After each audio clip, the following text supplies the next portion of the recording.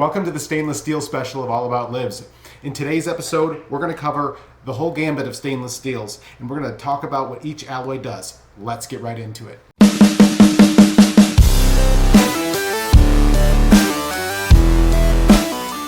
First up is a low alloy version of stainless steel, which is 410. This alloy is so low alloy, it's susceptible for spotting whenever it's exposed to water. As you can see, we have 100% match. Next up is 430. This grade has a little bit of niobium, titanium, and zirconium in it. And those additions make this grade a little bit more corrosion resistant, a little bit better, but still that low nickel value, you see that down here at a real low, less than 1% nickel. This is 301 stainless steel, and this grade actually has the chrome and nickel lowered a little bit. What that does is it increases the cold working range for this alloy. So it's similar to a 304, it's actually a modified version, and boom, there you have the chemistry, pretty easy to see. The most common grade of stainless steel, which is 304. So we're gonna test this coffee cup here. And as you can see, all right, next up is 316 stainless steel. This grade is very similar to 304, except it has a little bit of a moly upgrade, which makes it more corrosion resistant. This is one of the most common grades to sort for scrap applications and for fabrication. Let's see if we get the camera here to jump on. Perfect, and I'll show the chemistry on the screen. Okay, next up in the alloying list is 317.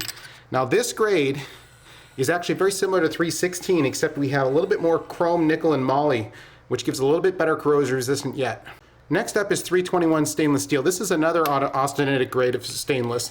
And where this one really shines is at high temperature, 800 degrees to 1500 degrees Fahrenheit for high temperature applications. It's used for aerospace, and you can see that titanium level, that little bit of titanium stabilizes this grade. Next up is 347 stainless steel.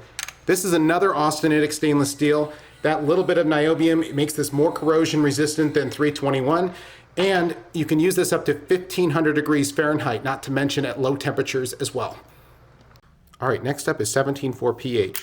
The pH in this grade actually stands for precipitation hardened.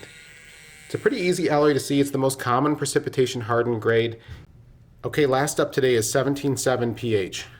Okay, now this grade is also very common in aerospace. This is a little bit different. This is the highest strength version of the precipitation hardened grades. And as you can see down here, what makes this one unique is that little bit of aluminum right there. Handheld LIBS works great for picking up light elements like aluminum on a heavy background like iron. Okay, last up for the day is F255. This is a super duplex stainless steel. Great abrasion resistance, great corrosion resistance. Boom. Easy to see with the LIBS. Thanks for tuning in this week. We'll see you next week.